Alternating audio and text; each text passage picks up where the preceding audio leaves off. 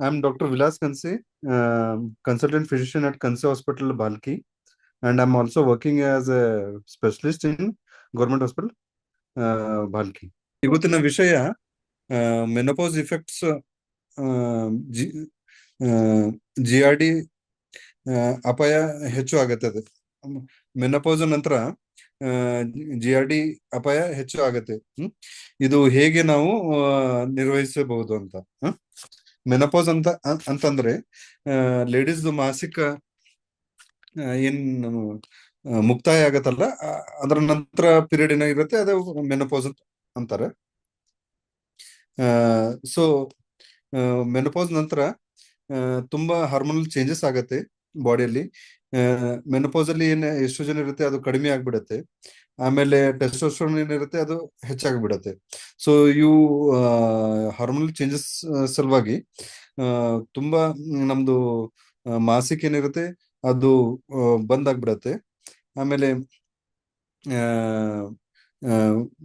ಉಳ್ಕಿದೆಲ್ಲ ನಮ್ದು ಬೇರೆ ಹಾರ್ಟ್ ಆಗ್ಬೋದು, ಅಥವಾ ಬೋನ್ಸ್ ಪ್ರಾಬ್ಲಮ್ಸ್ ಆಗ್ಬೋದು, ಅಥವಾ ನಮ್ದು GI ಸಿಸ್ಟಮ್ ಆಗ್ಬೋದು. ಇವೆಲ್ಲ ಪ್ರಾಬ್ಲಮ್ಸ್ ಸ್ವಲ್ಪ ಹೆಚ್ಚಾಗ್ಬೋದು.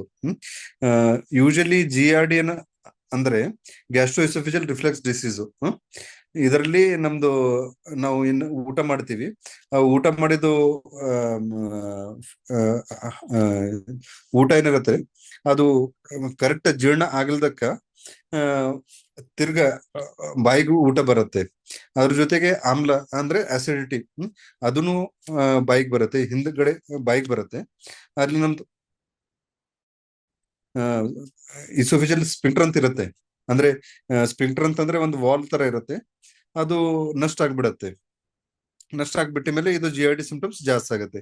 ಯೂಶಲಿ GRD ಸಿಂಪ್ಟಮ್ಸ್ ಪುರುಷರಲ್ಲಿ ಜಾಸ್ತಿ ಕಣ್ಣು ಬಿಡತ್ತೆ. ಆದ್ರೆ ಮೆನೋಪಾಸ್ ಆಗಿದ್ಮೇಲೆ ಇವು ಸಿಂಪ್ಟಮ್ಸ್ ಲೇಡೀಸ್ ಅಲ್ಲೂ ಜಾಸ್ತಿ ಕಂಡು ಬರಬಹುದು.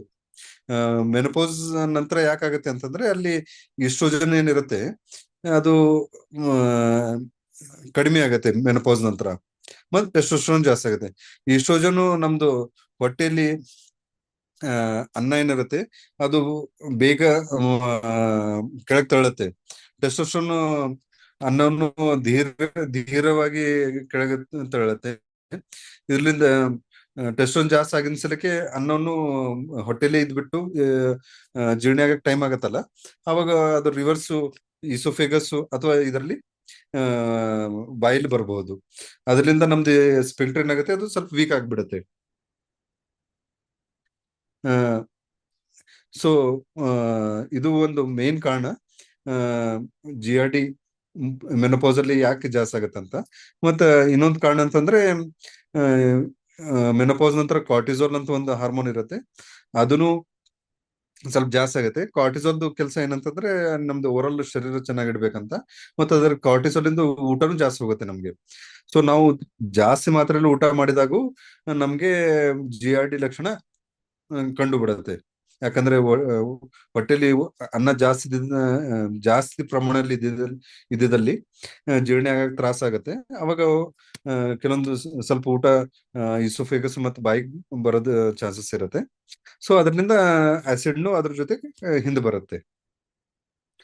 ಸೊ ಬೇರೆ ಕಾರಣ ಏನೇನು GRD ಜಾಸ್ತಿ ಆಗಕ್ಕಂತಂದ್ರೆ ನಾವು ಮಸಾಲೆ ಪದಾರ್ಥ ಊಟ ಮಾಡೋದು, ಅಥವಾ ಅಸಿಡಿಟಿ ಪದಾರ್ಥ ಲೈಕ್ ಬಿರಿಯಾನಿ, ತುಂಬಾ ಸ್ಪೈಸಿ ಫುಡ್ ಊಟ ಮಾಡೋದು, ಅಥವಾ ತುಂಬಾ ಹುಳಿಯಾಗಿದ್ದು ಟೊಮ್ಯಾಟೊ ಮತ್ತ ಹುಣಸಿನಕಾಯಿ ಆತರ ಊಟ ಮಾಡೋದು, ತುಂಬಾ ಆಯಿಲಿ ಫುಡ್ ಊಟ ಮಾಡೋದು, ಅಥವಾ ಇವು ಕೂಲ್ ಡ್ರಿಂಕ್ಸ್, ಕಾರ್ಬೋನೇಟೆಡ್ ಡ್ರಿಂಕ್ಸ್ ಅಂತಂದ್ರೆ ಪೆಪ್ಸಿ, ಕೋಕೋ ಕೋಲಾ ಆತರ ಡ್ರಿಂಕ್ಸ್, ಟೀ ಕಾಫಿ ಜಾಸ್ತಿ ಕುಡಿಯೋದ್ರಿಂದ, ಅಥವಾ ಆಲ್ಕೋಹಾಲ್, ಇವೆಲ್ಲ ಪದಾರ್ಥಗಳು GRD ಆಸಿಡಿಟಿ ಪ್ರಾಬ್ಲಮ್ ಜಾಸ್ತಿ ಮಾಡತ್ತೆ.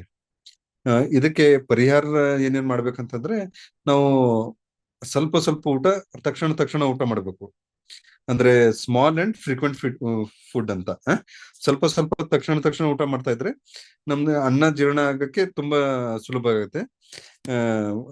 ಇನ್ನು ಅದರಲ್ಲಿ ಶುಗರ್ಸ್ ಎಲ್ಲ ಇರುತ್ತೆ, ಚೆನ್ನಾಗಿ ಡೈಜೆಸ್ಟ್ ಆಗುತ್ತೆ. ಮತ್ ಸ್ವಲ್ಪ ಸ್ವಲ್ಪ ಊಟ ಮಾಡೋದ್ರಿಂದ ರಿಫ್ಲೆಕ್ಸ್ ಆಗೋದು ಕಡಿಮೆ ಆಗುತ್ತೆ. ಮತ್ ನಾವು ಮಲ್ಗದ್ಕಿನ 3 ಗಂಟೆ ಮೊದ್ಲು ಏನು ತಿನ್ನಬಾರ್ದು. ಅಂದ್ರೆ ಲಾಸ್ಟ್ ಊಟ ಮತ್ತು ಮಲ್ಗೋದ್ರಲ್ಲಿ 3 ಗಂಟೆ ಗ್ಯಾಪ್ ಇರಬೇಕು. ಸೊ ಈ ಗ್ಯಾಪ್ಲಿಂದ ನಮ್ದು ಹೊಟ್ಟೆಲೇನು ಊಟ ಇರುತ್ತೆ ಅದು ಕರ್ಗ್ ಹೋಗುತ್ತೆ. ಸೊ GERD ಆಗೋದು ಕಡಿಮೆ ಆಗ್ಬಿಡತ್ತೆ. ಬೇರೆ ಮತ್ತೆ ನಿಯಮಿತವಾಗಿ ವ್ಯಾಯಾಮ ಮಾಡಬೇಕು. ವ್ಯಾಯಾಮ ಮಾಡೋದ್ರಿಂದ ಕಾರ್ಟಿಸೋಲ್ ಲೆವೆಲ್ಸ್ ಸ್ವಲ್ಪ ಕಡಿಮೆ ಇರುತ್ತೆ, ತೂಕ ಕಡಿಮೆ ಇರುತ್ತೆ, ಮತ್ ನಮ್ದು ಅನ್ನನಳಿ ಏನು ಡೈಜೆಷನ್ ಪ್ರಾಬ್ಲಮ್ಸ್ ಇರುತ್ತಲ್ಲ ಅವು ಕಡಿಮೆ ಇರುತ್ತೆ. ಆ, ಎಲ್ಲಕ್ಕಿಂತ ಇಂಪಾರ್ಟೆಂಟ್ ವೇಟ್ ಕಡಿಮೆ ಇದ್ರೆ ನಮ್ದು ರಿಫ್ಲೆಕ್ಸಸ್ ಎಲ್ಲ ಕಡಿಮೆ ಆಗುತ್ತೆ, ವಾಲ್ವ್ಸ್ ಎಲ್ಲ ಚೆನ್ನಾಗಿರುತ್ತೆ. ಓಕೆ. ಸೊ ಮತ್ತೆ ನಿದ್ರೆ ಕಮ್ಮಿ ಆಗಿದ್ರೂ ಕಾರ್ಟಿಸಾಲ್ ಜಾಸ್ತಿ ಆಗುತ್ತೆ, ಅದರಿಂದ ಇವು GERD ಪ್ರಾಬ್ಲಮ್ಸ್ ಜಾಸ್ತಿ ಆಗ್ಬೋದು. ಸೊ ಚೆನ್ನಾಗಿ ಒಂದು 6 to 8 hours ಒಳ್ಳೆ ನಿದ್ದೆ ಮಾಡ್ಲೇಬೇಕು.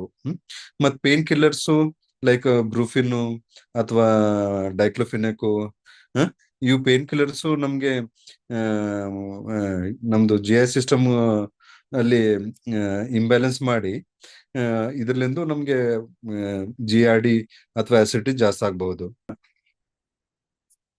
ಮತ್ತೆ ನಾವು ಆರೋಗ್ಯ ಕಾಪಾಡ್ಬೇಕಂತ ಅಂದ್ರೆ ಆ ಆ, ಕೆಲವೊಂದು ಇವೆಲ್ಲ ಚೇಂಜಸ್ ಏನಿದೆ ಇವು ವೇಟ್ ಕಮ್ಮಿ ಮಾಡ್ಬೇಕು, ಒಳ್ಳೆ ನಿದ್ರೆ ತಗೋಬೇಕು, ಒಳ್ಳೆ ಆಹಾರ ಊಟ ಮಾಡ್ಬೇಕು.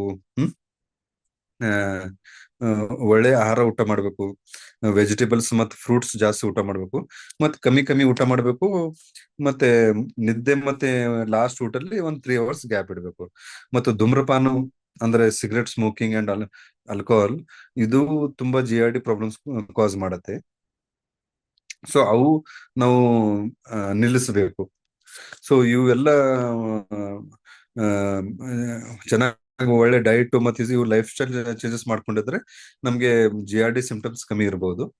ಅಥವಾ ಫಿಮೇಲ್ಸ್ ಈಗ ಮೆನೋಪಾಸ್ ಆಗಿದ ತಕ್ಷಣ ಆಗಿದ ನಂತರ ನಿಮ್ಗೆ GERD ಸಿಂಪ್ಟಮ್ಸ್ ಅಂದ್ರೆ ಬಾಯಿಗೆ ಊಟ ಬರೋದು ಅಥವಾ ಎದೆಲಿ ಉರಿ ಆಗೋದು ಆ ತರ ಏನಾದ್ರ ಲಕ್ಷಣ ಕಾಣಿಸಿದ್ರೆ ತಾವು ಫಿಸಿಷಿಯನ್ ಹತ್ರ ಅಥವಾ ಗ್ಯಾಸ್ಟ್ರಾಂಟಾಲಜಿಸ್ಟ್ ಹತ್ರ ನಿಮ್ಮ ಹತ್ರ ಯಾರು ಇರ್ತಾರೆ ಅವ್ರಿಗೆ ಹೋಗಿ ಭೇಟಿ ಆಗ್ಬೇಕು.